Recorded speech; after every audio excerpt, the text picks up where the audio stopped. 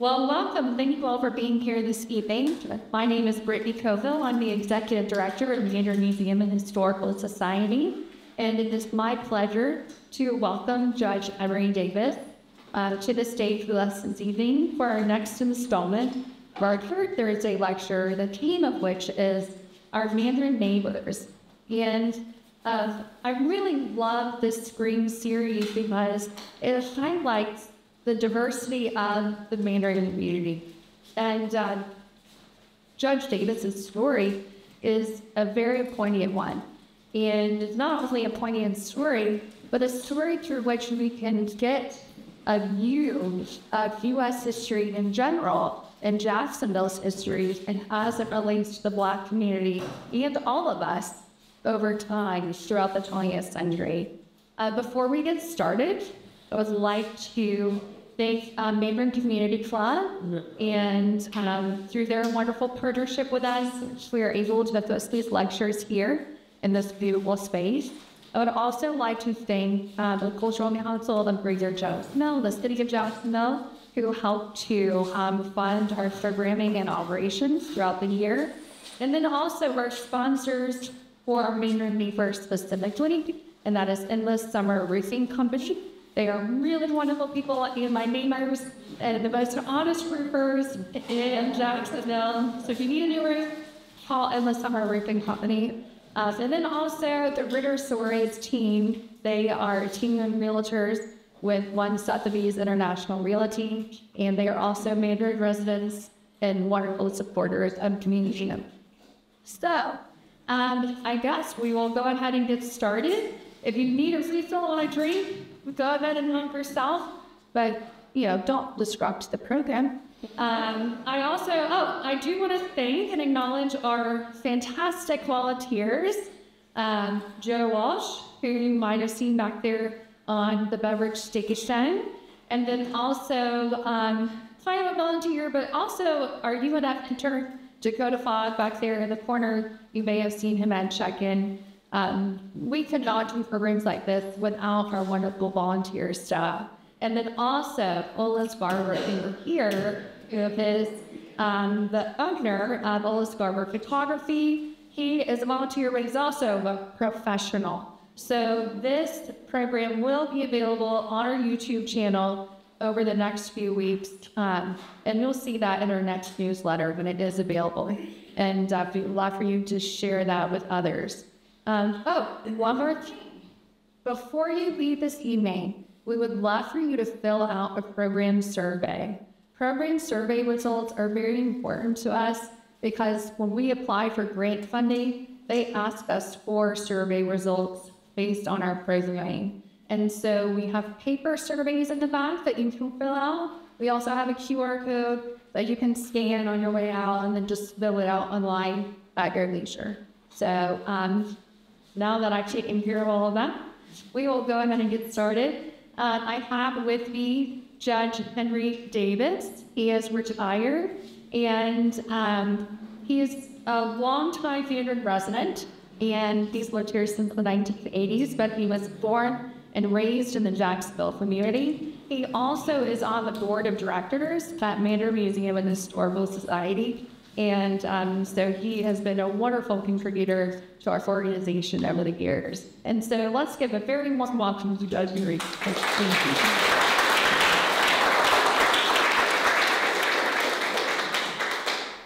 So, Judge Davis, what we're going to do this evening is really talk about your life, and we're going to start in 1948. It's a good year. And then we're going to move rather chronologically over the years and talk about Judge Davis, his family's history, but then also the larger history surrounding your story. And I put together this PowerPoint presentation, so hopefully it corresponds well with what Judge Davis has to tell us, like he named. So, take it away, Judge. Yes, first of all, let me thank you all. Thank you for coming out this evening. Are you able to hear me okay? Yes. Yeah, thank you for coming out. Now, what I intend to do is to just discuss with you, not lecture you, but discuss with you certain things about growing up here in Jacksonville from 1948 up until the present time. Now, what we have here is a photograph of my grandmother, Nanny Dozier David. It dates of births vary from document to document, but they're that were 1873, and she passed in 1972.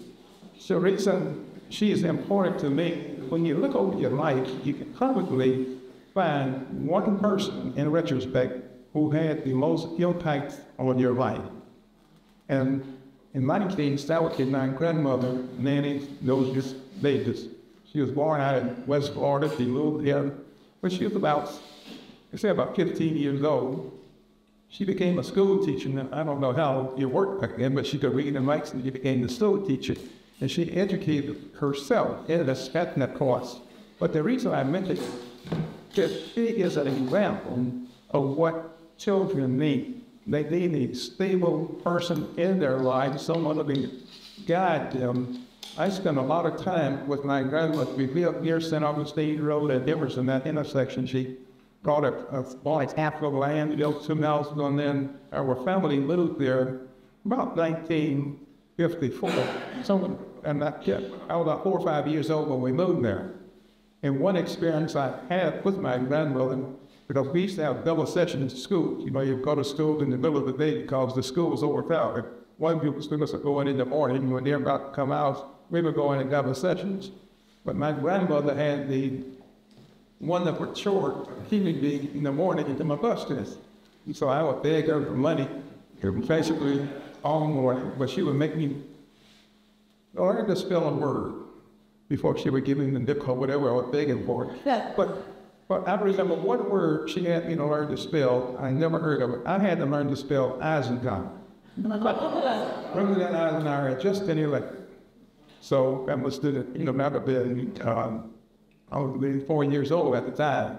But I went out on that front porch and studied the spelling of Eisenhower, and I got it right and got my nickel out my way. I didn't know who Eisenhower was, but look at that. But I knew what 2 crickets looked for, that nickel would get some cookies. But anyway, but that's the kind of thing we should just remember those who were in our path. And if we can be in the paths of other people who need this kind of assistance, we should be inclined to do that, to help you. It doesn't have to be your grandchild, it just could be anybody. But my grandmother went on to be an educator. She taught at different schools. School 107 was a school that she taught at, but there was another school that she taught at some point. But the basic fact that she was a teacher and an assistant principal at the school. It was called a 3-mile branch school at the time, the school 107. But the basic fact was she was a teacher, one of the classic school announcers. So she just taught a lot of things, actually. Well, and Judge Davis and I got the opportunity to sit down together a couple of weeks ago and talk. And you had also mentioned your father and what an inspiration he was to you, and you called him a brilliant man. Yes, my father was an absolutely brilliant man. He worked as a principal of a school out in Bay Harbor for a while. He moved to Jacksonville and been in construction work. But my father was somebody that attended Florida A&M College for a while. He didn't graduate, but he was an absolutely brilliant man. He helped me when I got to help him with my math, and he could help me with my calculus assignments. He would do that, and any kind of math problem. My father could solve those types of problems, but he didn't have a degree, so he couldn't teach. So he became a construction worker. He was brilliant at that.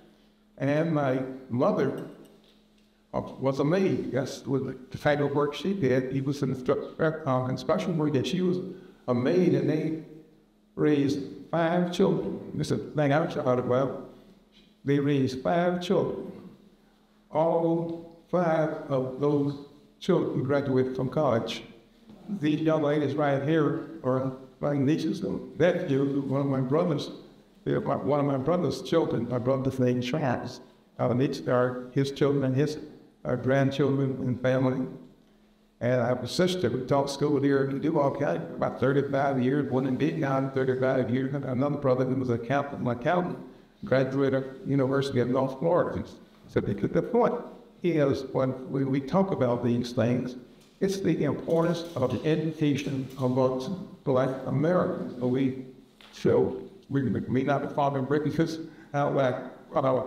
quite as it goes, but it just shows you the difference that education makes in the lives of the children. And I don't like to say especially Black children, but that's what it comes down to.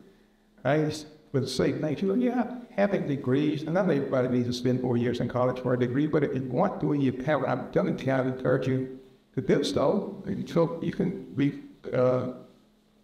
get the college degree and then become a farmer if you want to. Bake bricks, you can do whatever you want to, but if you get that experience, I would encourage people to do that, just to get the experience, just to get out of the neighborhood, just learn how to function in different levels of society. Well, I know when we were speaking, and we were talking about America's Black community following emancipation, and just the horrible state that the newly freed were, released into with absolutely nothing. And we talked about that notion of being able to pull yourself up by your bootstraps. And you said, how do you do that if you have no boots? And I think that's a very fair point. And so I hear you speaking, and it's as if the generations before you, they acquired boots, and then your generation pulled the family up by the bootstraps. And so I think it's rather commendable. Now, I'm curious, when I was doing some research about Douglas Anderson's school, which we'll talk about in a moment, your grandmother's name was in that history of Douglas Anderson. And before that school was built on the south side of Jacksonville, Douglas Anderson, from what I understand, was picking children up in his pickup truck, hijing us out of the school bus and taking them to your grandmother's school. And that was really one of the only options for them. That's correct. That's my recollection of some of the things she told me. As you can imagine, I spent a lot of hours at my grandmother's knees talking to her about all of the different things that you're mentioning. And she can actually talk about herself, but she just emphasized the importance of history.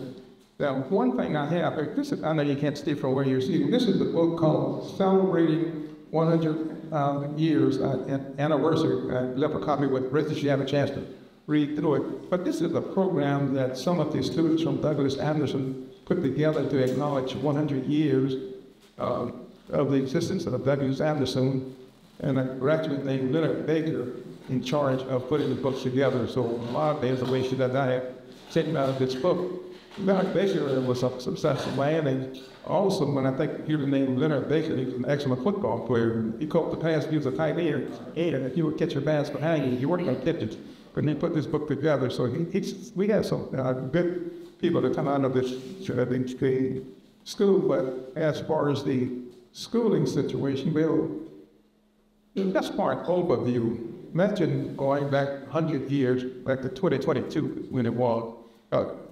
Imagine being a poor Black child in Duval County, Florida in 2022, and you wanted to attend school. There were all sorts of obstacles. First of all, no transportation. And the schools they were all segregated and poor. It was a crime to teach a Black child to read and write. In the slavery days, you could go to jail for doing that. And then after the Civil War, you probably didn't go to jail for it, but you just couldn't do it and stuff. These are the kinds of things that we have to remember in the history, the legacy of Black Americans. When people say, well, why don't Black Americans just pull themselves up by their bootstraps and get on with it? Everybody else figured it out. Why can't you figure it out? Well, when you couldn't do those types of things, then there's a list of places in here that I won't just go through it at this point. But I counted 27 neighborhoods that black children lived in who attended Douglas Anderson. 27 different neighborhoods. And all the way to the St. Johns County line, Bay Yard, all the way to the St. Johns River, from this area here, over to Sunday, Loretta, all the way down to Jacksonville Beach, Cosmo, Arlington, the area where Regent Square is. Black people once owned all of that land, all of it, with Regent Square on both sides of the Atlantic Boulevard. There were families out there, the whites, the Bartleys, I can't remember all the names, but they owned all that land, but it was taken from them. I say taken because even at them, the whites, I remember, there's a lot of darkness all out there, but they own that land. And when you look at land, because land is, that's land is wealth, and that's where the poverty comes in. You don't own land in America. You are in a heap of trouble because, housing is so expensive. All of these things that make a difference. So the point is, I don't dwell on the past, but I just want people to understand that there's never been a level playing field for black Americans. The playing field still looking for that. I don't know that it ever will be. I don't know what level means actually. But the whole point of this, we just can't look at a person and say, well, why doesn't he do better? I can tell you, I was not the smartest person in my high school graduating class. I did okay, but I was not. There were some students in my class a whole lot smarter than I am. But I persevered, but I just got some lessons and some breaks. I have a grandmother who was available to be my caretaker. Not many people had that opportunity. I mentioned it here somewhere, but once we go onto my grandmother's property, I lived at that same home until I graduated from college in 1970. I never had to worry about being evicted, being put out with not paying the rent, the landlord just wanted to raise the rent, and these types of things. So I always had a place. I knew at the end of the day, if I could get home, I had a place to live, and that was just in my grandmother's. So these are the kind of things, just one little thing like that, because I didn't pack what thing. I would look at the mornings and on Saturday and Sunday mornings. So on Sunday mornings, I would go to work because I needed money. I would get up on Saturday and Sunday morning, I would cat it, go cut yards, and do whole bunch yard work.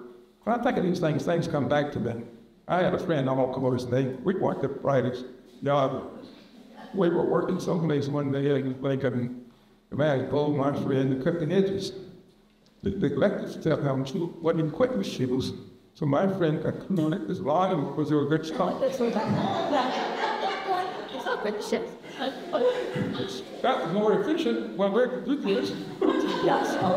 When we done with this, we would go home. Yeah, we wouldn't even go home. I said, we would do these things, I can't indeed. I felt definitely ironic.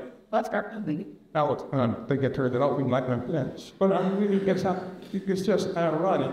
I used to go to the golf course in Cali on some of these weekends. And when I became a judge, some of the lawyers used to play golf. And I was their caddy. They remember. So they would just stop by and talk to me. But these are the kind of things that can make a difference in your life. You just have that person in your background who can help you with these things. And our classmates, on Douglas Anderson, can you imagine, just think of even there was no bus transportation for after school activities. You didn't get on the bus at 2 or 3 o'clock when the bus left. You didn't get on the best way you could. And we had football team, basketball team, baseball team, chorus band, and all of these different things. But if you wanted to participate, you were on your own for your transportation. And we had this thing with our football team. We won some games, not a whole lot of them.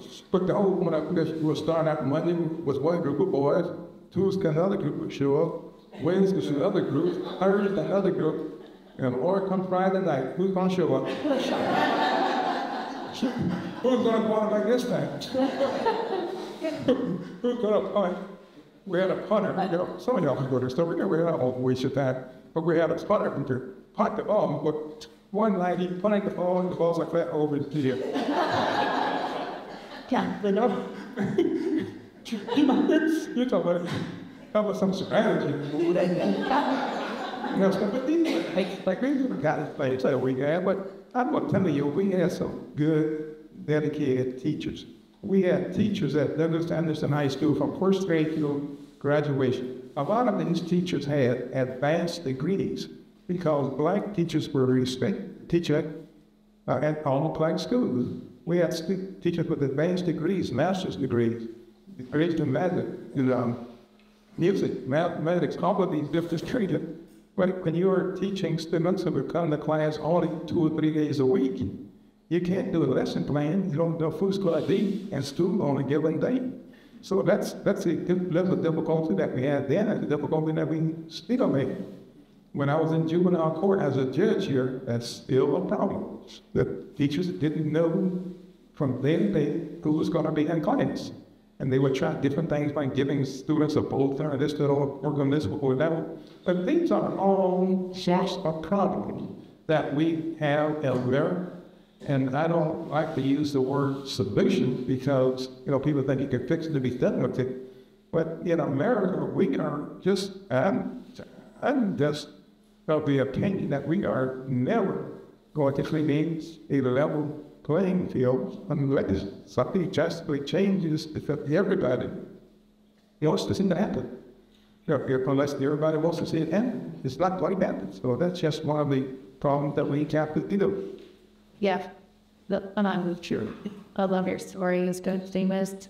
You know, this, I'm so glad that you provided this list to us. One of the things that I talk about with my students at Jacksonville University is when you're thinking about the Black community historically, if you can't think of it with the same terms as you do for the white community, which can be very localized because they have all of the resources, opportunities that they need within their home community. But as this shows, you have to think of the Black community in much broader sense because, you know, when we were speaking, you said by the time you moved to Mandarin in the 1980s, you knew, I mean, you were living among your classmates because you had gone to school when pretty much the entirety of Jacksonville's Black community on the south side of town.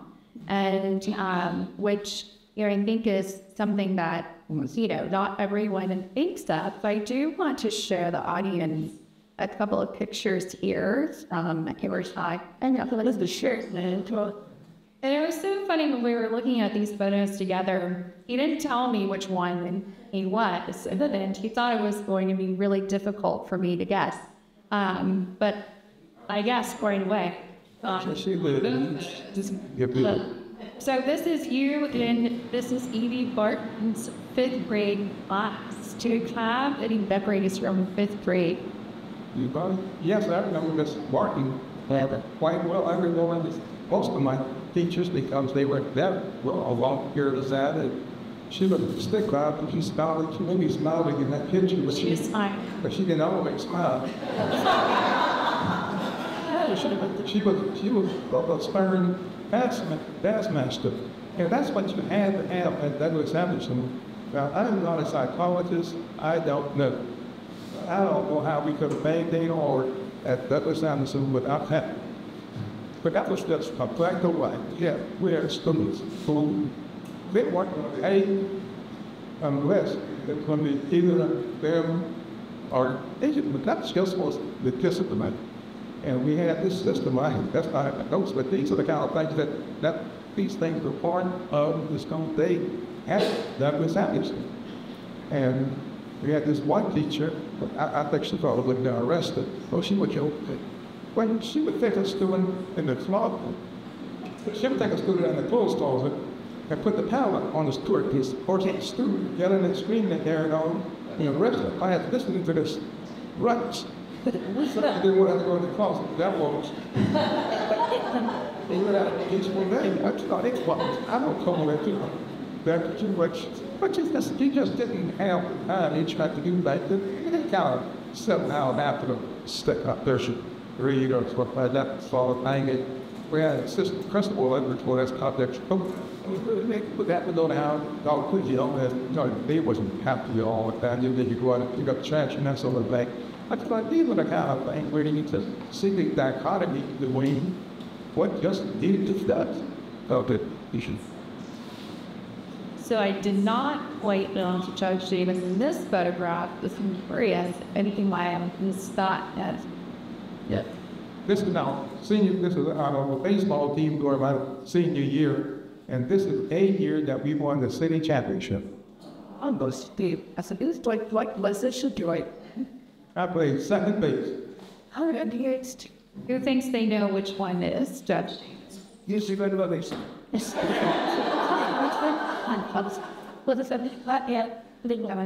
Well, of course you know. In fact, it's that it's there. No, read soul is my cat. That's a lot of bits and sitting and make a sign. No. Wait, so like, There's a crowd where they great. not all the way straight now. Well, I got this on the first try and then the second. Within a time for You were close to it, too. I was no. it's good. Okay, it's good. You can mark second. Yeah. But Sports were right. It's The foreign germ wording warmer. You're third from the wires. The need on this him. So the files are out of city. okay, somebody has to beat it. The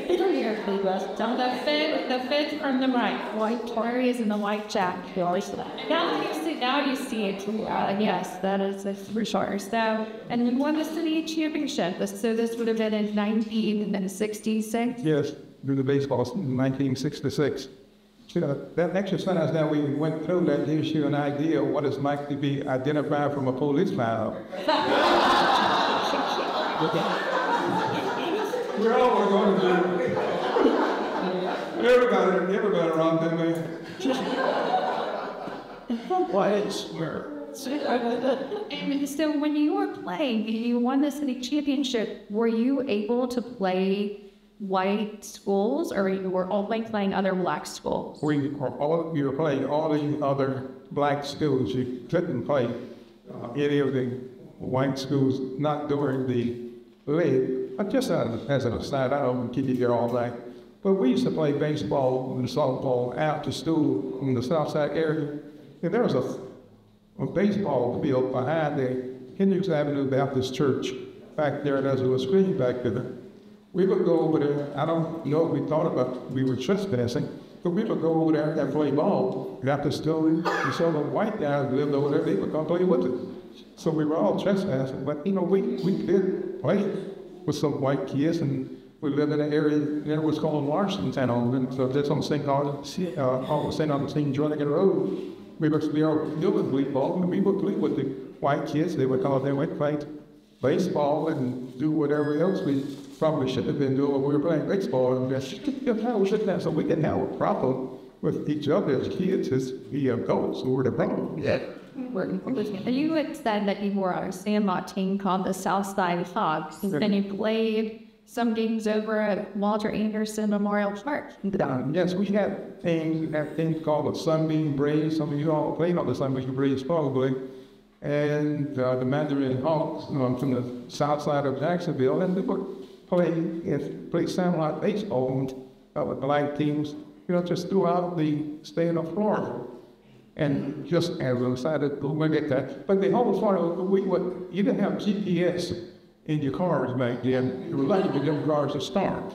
But your point was, somebody we would have a game with a team in Jonesville or Lake City or someplace out there nobody ever did. But you had instructions such as turn by this oak tree, by the gas station. You would follow the instructions. But the one thing we knew, we were getting close to the black area of town when the roads were no longer paved. They stopped the road as you got closer to black area, and there was going to be a railroad track. You couldn't get to a black neighborhood without going across the railroad tracks. So that's where the black people just had to live. So we would go out there, we'd find the railroad tracks, the roads were no longer paved, so we knew we were getting closer. And we would play, and there were some outstanding athletes out there. I believe some of these guys could have played at least in AAA baseball. You would go out there, some of those guys would have a fastball, but you just couldn't believe this was going on out here on the sunlight on a baseball diamond. I mean, these guys were good. I wasn't one of those. I was just to make up the 9 players. So following your graduation from Douglas Anderson in 1966, you went on to graduate from the Florida Junior College in Jacksonville, and then you graduated from the University of Central Florida in 1970. And then following that is when you were drafted into the U.S. Navy during the Vietnam War. And so tell us a little bit. Yes, Wayne. I graduated from the University of Central Florida in 1970. I joined the Navy. You had to go take the physical and the exams and what have you. And I was sent on to Officer Candidate School in Newport, Rhode Island. It's a 6-month program, and I just met some fine people in Officer Candidate School. And some of these guys in my college to the candidate class, they had master's degrees and probably PhDs and stuff like chemistry and physics. Some of those guys were so smart, to give you a headache just trying to talk about shit. But you know, these were some brilliant guys, and they went off to do other things like I suppose something to be a career. But I was assigned to supply corps school after I graduated from Officer Candidate School down in 6 months of supply corps school in Athens, Georgia. When I left Athens, Georgia, I was assigned to the ship, the smaller ship. It tells me that's the USS Mandarin, so okay, that's the ship. That's what the internet told me. Okay. That looks like the ship. But you know, I lived on that ship for 2 years. But so that was an experience of just being there. We sailed from Mayport down through the Panama Canal. We were going down on Bay for a while. We went through the Panama Canal. That's one of those beautiful places that it was. Going through that canal. We come out on the other side of Mexico, and one memory I have, we sailed from Mexico. Our next stop is going to be Pearl Hospital from home port out in Subic. Not Pearl Harbor, we went on down to the Philippines where we were stationed at Subic Bay for a while. I remember standing on the deck of the Marys, and all you could see was the Pacific Ocean around you. And I'm just thinking, what a beautiful place this is, what a beautiful world that we live in. But our mission was to go to war. And that was, it was heartbreaking to think that we just couldn't do something other to resolve the disputes that we have. That's still an image of what I have, like we went to different places while we were over there, Japan, Taiwan, and these different places. But the whole idea that we just don't seem to be able to resolve issues without dropping bombs on people. See, it reads just the turning. No, you had said that growing up, that you were greatly influenced by your access to national news media. And so you growing up during a time of great turmoil in our nation, and during the peak of the civil rights movement of the 1950s and the 1960s, and you were a young man and watching all of this unfold. And you had mentioned a number of publications that you had listened to that covered things like lynchings and Dr. King and other episodes and this great epic. And so tell us, how did seeing all this influence you in the course that you took over your life? As I mentioned earlier, my parents were able to bring books and magazines and just newspaper articles that they would get on the job, that people that discarded them. My father called it an old magazine that they kept them at the Fox. And there were some people, the Pittsburgh Courier, the Chicago Daily, I think it was called. There were different newspapers, and there were magazines, Look, Life, Newsweek, these types of magazines. I read a lot of them. And, I read about the pensions. That was just in earnest. I don't know if they all were reported, but that was part of the influence to have. And you can't escape this impact that will have on you as a child. And, unfortunately, we have mentioned right here in Jacksonville, surrounding areas, going west, north, east, and south. It was just something that was done. Our parents talked to all of us, all of the black children, about the possibility of lynching and how to try to avoid these things. You have under the Mount Sundown towns where still all the black people had to be back in the black neighborhood before the sun like that. If you weren't, you could be lynched, put in jail, beaten, or whatever it was. So my father had what he called a step ahead of the sundown laws that would apply. He told us we had to be home before sundown, or before it started. You can have a difference of opinion whether it's dark or not, but if you weren't home by dark, there was a good chance you were going to get with it. I'm just serious about it now, because what happened is some boys would go out and do something, and folks would come in and burn the whole neighborhood down. That didn't happen in us, but those are the kind of things when people talk about the different parenting, saying, well, you can't put a pedal on a heart. Well, if that boy's going out there doing something, breaking into somebody's house and doing something, and he coming back chased by a mob, you've got an issue. You better tell this boy, if he's not home, you're going to have to deal with it. And we thought our parents were just cool for that, I guess, at some point. But I can certainly look back at it now, and I'm glad they had that group, because they say nothing good happens after dark. But I can tell myself, if I had gotten one felony arrest, I would not be sitting up here. One felony arrest, you could go to jail for 15 or 20 years. And the police and the sheriffs had different procedures to look, but they would have farming season where you're supposed to go out and farm and do this. The sheriff would send deputies out to round up black boys and black men and set them all, every how long planting the harvesting season on, they would give them a sentence. Then if farmers needed some men for 60 days or 6 months, that was your sentence.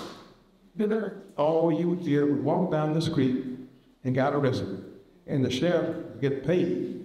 Or the sheriffs and whoever was running these systems, they would get paid by the farmers. And they would work these prison inmates during the entire harvest season. And that was all. So if you didn't need to be out there, you better be home, because there's a good chance you're going to pick it up. Now, that was in the Negro around good, and this was before that. But that was part of what my father taught us about these things. They taught us a lot of things, tried to teach black children to survive, and that still persists. So this is just part of our country, and I only make this point. I love America as much as any human being that's ever loved America. If somebody needed a 75-year-old soldier today to defend America, I'd be the first one out there. Because there's nothing I wouldn't do for America. I absolutely love America. I tell any white person, the best place I know of for a black American is the United States of America. We are in. I'm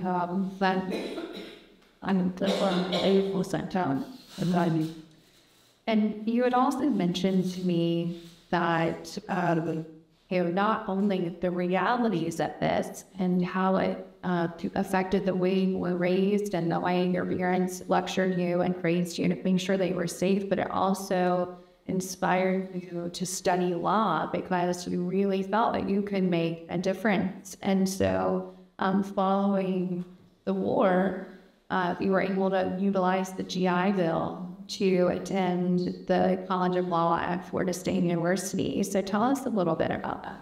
And I had various career goals. I considered becoming an engineer, but I realized I wasn't cut out for that slab rule and algorithms. But that wasn't going particularly well. So, okay, I passed my classes. I got a B in freshman calculus, but that's an aberration. But anyway, but what I wanted to do when I was in the Navy, I was thinking about a career. I seriously considered a military career. That would have been a good option, a military career. And Admiral came to the ship to marry just to talk to me about military career. And I told about it, and I decided that I would leave and go to law school.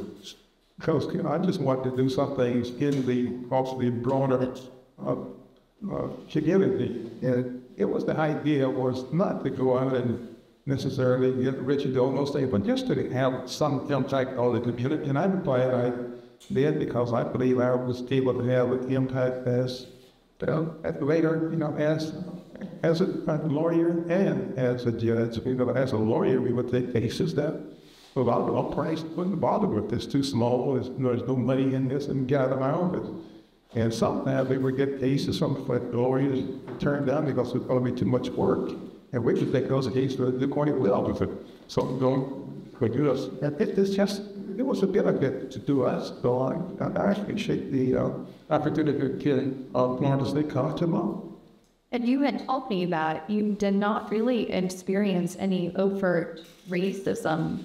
And we're talking about just a decade after James Meredith is the first Black student at the University of Mississippi, and just the absolute violence that resulted from him trying to integrate that university in the South. And then within, that decade, you're attending UCF, and then you're going to FSU, and you said you didn't experience any overt racism, but you also said that blind grading helped you. And you had a story about a professor, Professor Vandercreek. If you want to tell us about that. Okay, well, I give you this great not that. When we were in law school, Florida State University College of Law had a system where they would award what they called a book award to the student who received the highest grade in that class. It was blind graded, no photographs, no names on the paper. Papers would be assigned a number of some sort. And while the professors, these were essay questions and answers. So while the professors were grading their papers, they didn't know whose paper they were grading. They didn't learn which papers they were grading until they actually posted the grades. So we had this freshman class, Federal Civil Procedure. It was taught by a well-known professor with Brendan just named. And I received the highest grade in the class, so I was going to be awarded the book award. And I think we had maybe 200 or 300 students in the freshman class. I didn't have any idea what the book award was. So after the grades were posted, the professor looked on the board and he saw that I was the one he had given the highest grade in the whole freshman class. So from that day on, I just had a really good relationship with him and the professors at the school. Now, I mentioned I have a note here. I don't do this because I'm boasting, but this is to show that if you give poor Black children the opportunities and the assistance that they need, they can accomplish a lot. And by doing well, I did well in law school. I graduated at about 10%, and I graduated with high honors from law school. What that did was enable me to get a job in the United States Department of Justice under what's called the honors program. In 4 years, and they give you an opportunity to apply for a career, but you get 4 years where you work with experienced lawyers. You go to trial with experienced lawyers. Then you could tell those lawyers were tired of doing this, so they said, let me do it. Go ahead and do whatever you want to go do. Knock yourself out. So a year or two out of law school, I would find myself standing before 3 judges on the Fifth Circuit Court of Appeal in New Orleans, the Second Circuit Court of Appeal in New York, because they tell, well, let Henry do it. Send here of this. And then I had an opportunity to visit part of my job. I visited on up in this federal prisons. All the way to California, Kansas, I was, had to go visit a Leavenworth Penitentiary in Canada for a while. Spent a week after interviewing inmates in Atlanta. This is, you get the experience a lot, when you can work in these types of jobs. But the whole part of it is, if you're able to study and excel at whatever you want to do, as I mentioned earlier, you don't have to do law school to do these things. Just pursue excellence. Should be. And then, following your time with the Department of Justice, you came back to Jacksonville and you entered private practice. You were in private practice from 1998. And at that time, you moved to Mandarin and you bought property in 1984, and then your home was built in 1986. And you had mentioned that you knew all your neighbors all right because you had gone to Douglas Dickerson with them, even though you grew up on different sides of town. And then in 1992, the government wanted to appoint you as a judge in the Fourth Judicial Circuit Court, the second Black judge to be appointed, and this is in 1992. So tell us about that experience. So, yes, that, of course, was a major turning point in my life. We have an organization called the D.W. Perkins Bar Association. That's an association of Black lawyers. That organization was formed because Black lawyers in Jacksonville could not join the Jacksonville Bar Association. So a man named D.W. Perkins organized the Black lawyers into Black lawyers. So a vacancy came up, it was coming up, and we were having a meeting, a group of Black lawyers talking about it, and they told me I should apply, that the application is about a half-inch thick.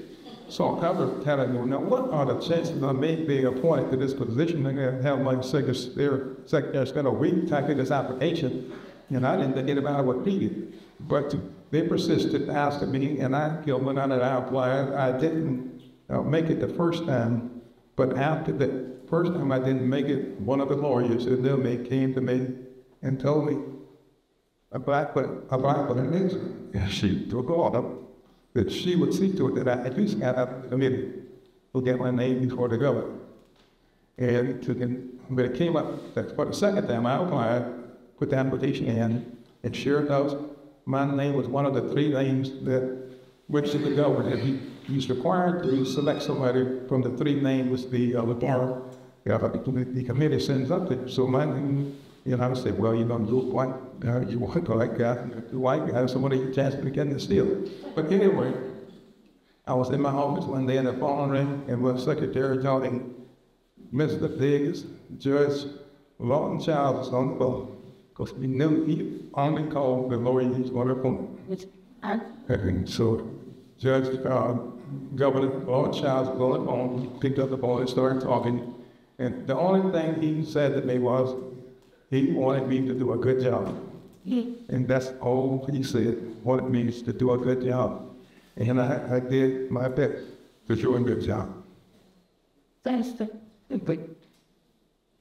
I have this really handsome picture of Honorable Henry Davis, and he had quite the career you did, and he sent over this whole list of all of the different divisions that you had worked in, and some of the other responsibilities: civil court, talent court, felony criminal court, juvenile court, dependency court, child support enforcement, domestic violence, juvenile drug court, bond hearings, and then doing search warrants and arrest warrants for the sheriff's office.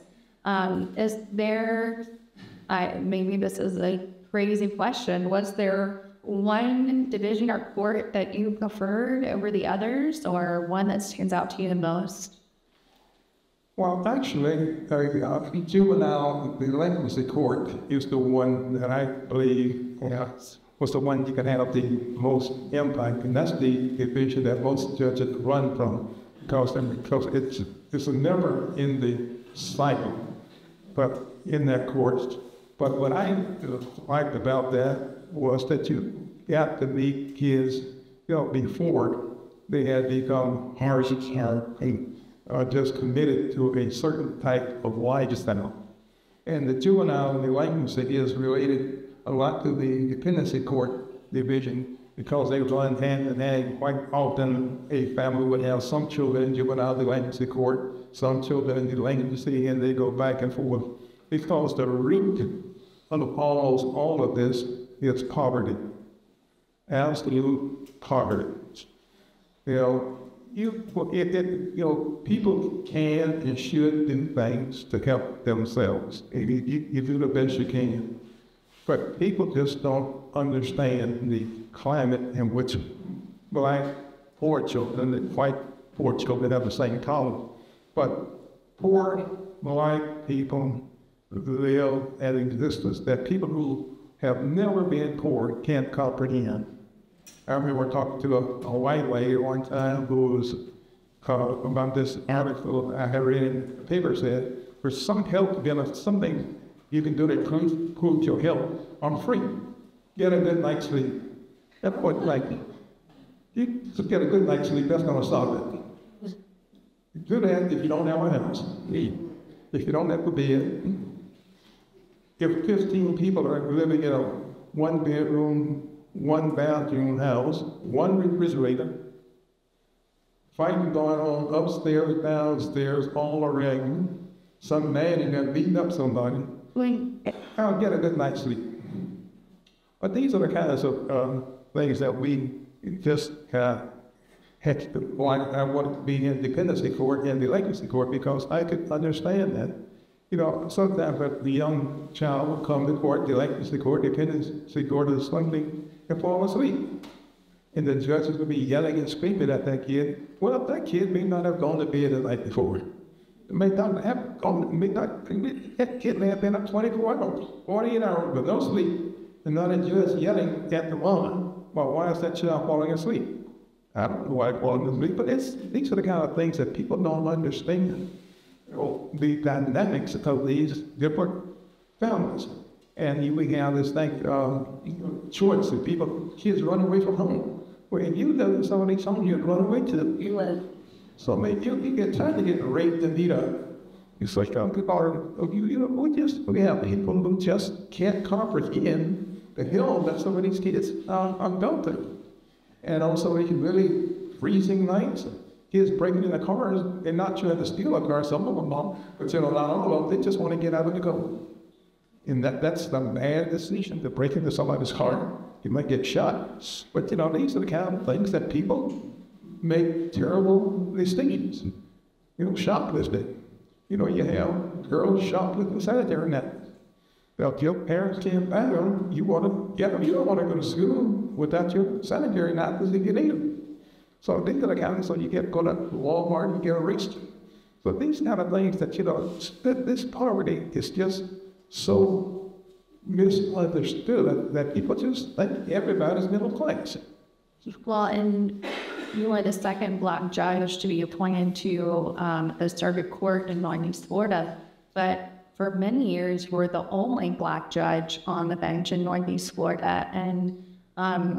And how did you feel? I mean, you told us that you could really relate to these children who are coming through, and you had mentioned to me that this was almost entirely black children coming through your courtroom.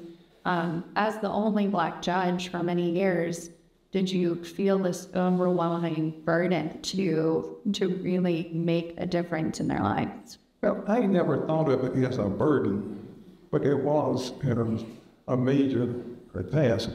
And one of the things you mentioned about the racial makeup of the docket, there were several days, a lot of days in juvenile delinquency court where every child on the docket was a black child. 100%. Everybody. 80, 90, 100 children on the docket, every child was black. And people would ask me, do they arrest anybody in Ponte Vedra? I would tell them, I don't know what they do in Ponte Vedra, but I knew what they do on this side of town. Everybody on the docket. That was that way quite often in adult court. Everybody on the felony court was just the felony court division. There were a lot of things when everybody on the docket was black. There's a bond hearing procedure that's listed up there. There were days when you would have bond hearings. Every person that got arrested in the past 24 hours has to be brought to court. And there are times when everybody, it's on what we call a J1 or something, I don't know what we call it, J1 I think it's called. Everybody on the docket is black. I go through that, look at down the list, everybody, male and female, in Jacksonville, Florida, what would be on the docket. So that's why I stayed in juvenile delinquency court for, so I think stayed there for 10 years on that. But no, I didn't so I go want to figure out and slip on it down in the grocery store. You could hear about that for 2 or 3 days on a child and so be it. But these kind of, but these kind of things, it's really a lot of work that needs to be done in America, and it can be done through the court system, but individuals in the community, some of your judges can do things. You can't just always worry about the next world. We have to live in this world first. So these are the kind of things we need to do. And I could tell you, if you work for my grandmother, I just don't know what would become of me. I just couldn't imagine. The fact you got through high school, again, college, and the Navy, the law school, and all of these things without that foundation that she was able to provide and help provide. So if you can help one person, I think that makes a difference. Can you have ended your notes for this evening with this quote that this is my prayer, that the type of support that I received will always be available to poor Black children. And I think that is a great admirable prayer. I would love to open it up to the audience now for some question and answer. If we have any questions for Judge Henry David. Mike? Yeah, Judge, can you comment on this trial consolidation? The fact that there's days of what exponential above the youth, the fraudulent mission for consolidation for the town fathers was to defend a black mayor for he made us like says to some mayor of Jacksonville, a black to be like the mayor of Jacksonville. Okay, thank you for the question. I mentioned to Brittany and others that I will steer away from the political aspects of matters, but I understand what you're saying about consolidations. Those were things that were said. I don't know if that was the motivation, but another aspect is look at it when people have just differences on there are things that are probably beneficial to Black from consolidation, because look at the tax base. There have been a lot of cities where when they did consolidate and all of these people who were paying taxes left the core city and there was nobody left but couldn't pay taxes. So that's another way you have to look at it. So it was, I can understand both sides of why that's done, and it may have been beneficial. Any other questions? Yes. Don't quite know how to express this, but I'd often felt that the government should stay out of certain things, and I'm sure you've had contact in political as well as legal situations. But years ago, the government changed the Medicaid, where if a mother was not married and making so much money, then she could get aid. But if she was married, then she couldn't get the aid.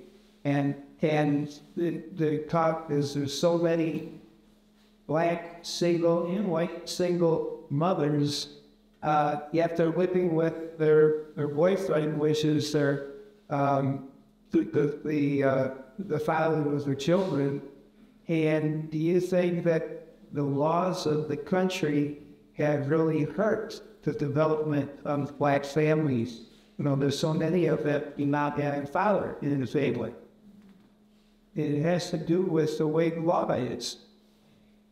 Okay, that's one of those areas where I would prefer not to discuss it because I don't have any expertise in Medicaid laws and the eligibility, but I will tell you that the one thing that is essential to progress is a good, solid family. It is almost impossible, in my judgment, for one person, a single mother, to do everything that needs to be done in that household, in addition to going out and earning enough money.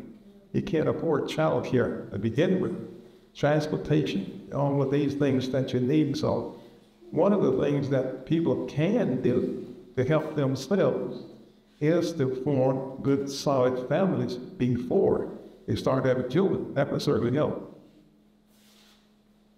Yes. Thank you, Judge. What was your most valuable resource for working from every community resources you had extent?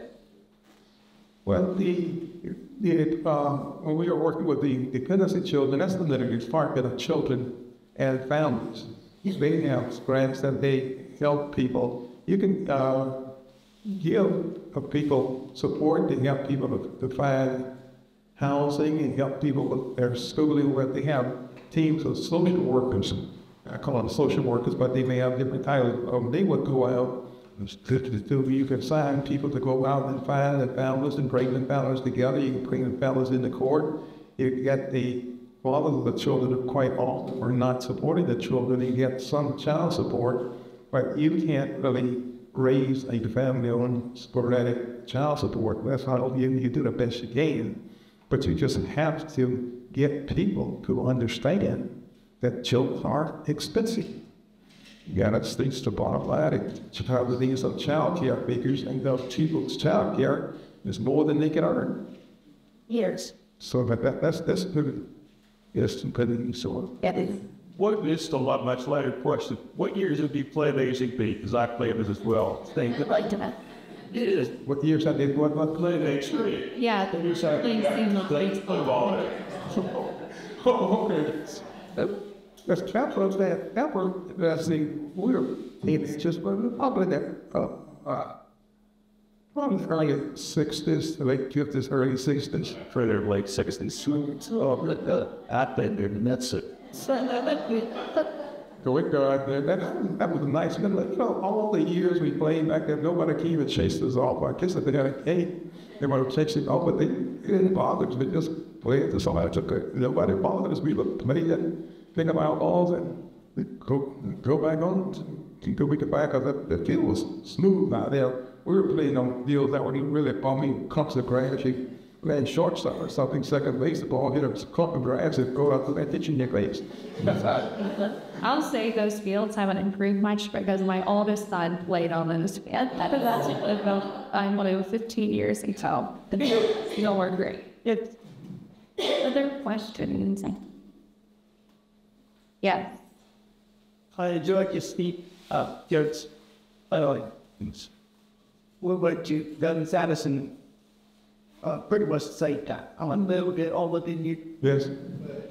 We knew everyone came to the court. We were their attachments. And then this said us up there, if you were to look at the bottom like this, it made the shepherds Switzerland. Now, everybody in this room knows that Switzerland is in Jacksonville County. I lived in Punta, South there, St. John, Tasmania. So somehow my dad worked it out that we went to school in Duval County and lived in St. John. Yeah.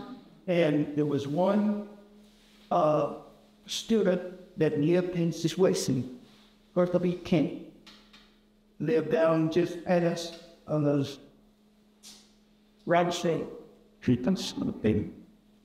And all of those communities, we use somebody from, it's too colored, from those communities. Yeah. And one other thing I would like to say about the discipline of the child. We have at Douglas House we had the assistant president, Mr. Jones. You need Jones. No way.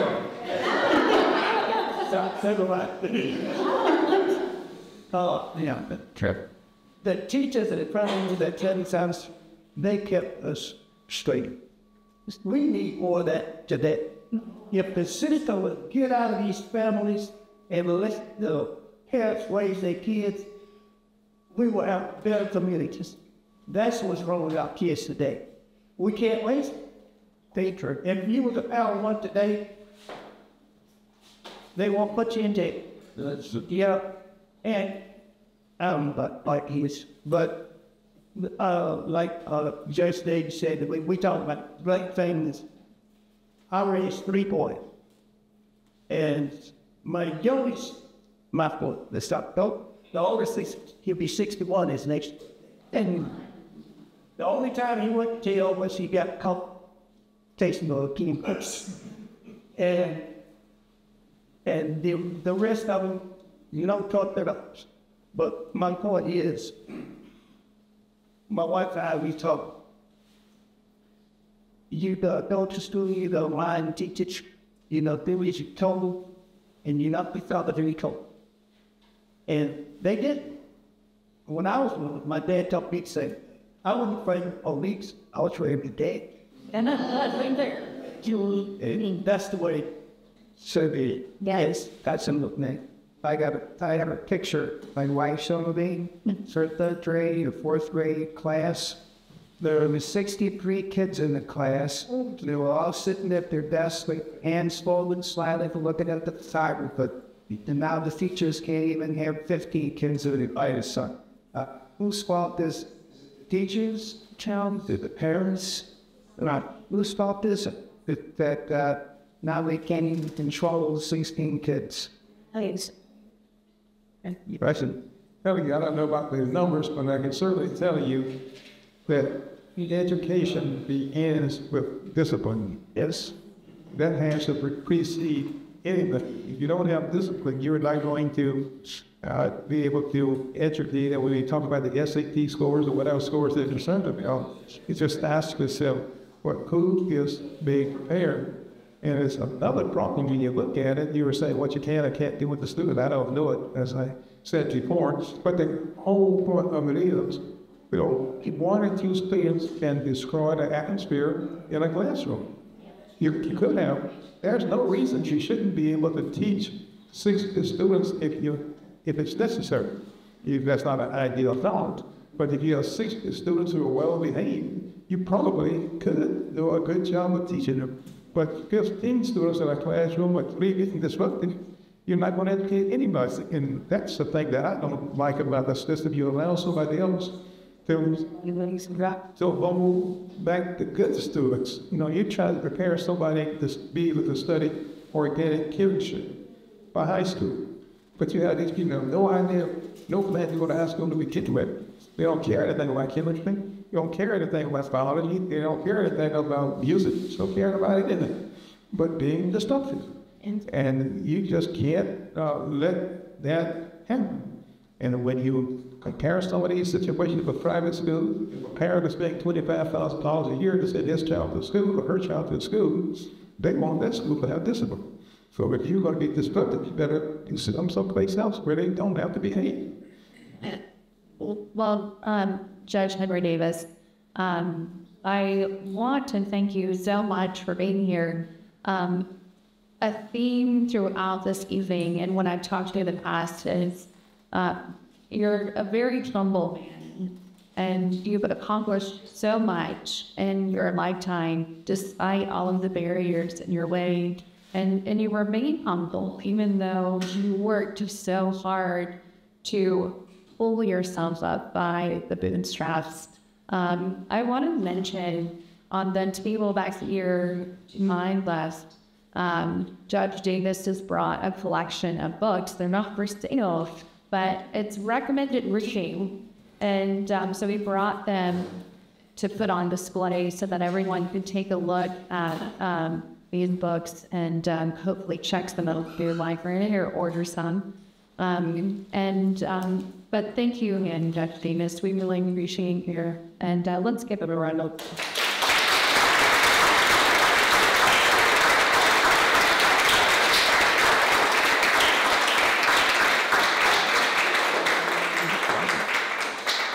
And if you would please, fill out a program survey, either in paper form or post. And thank you all for coming. And if you sign in with your email address, we'll start to receive our newsletters and embed information so that you don't miss the links and those parts. Thank you. Thanks.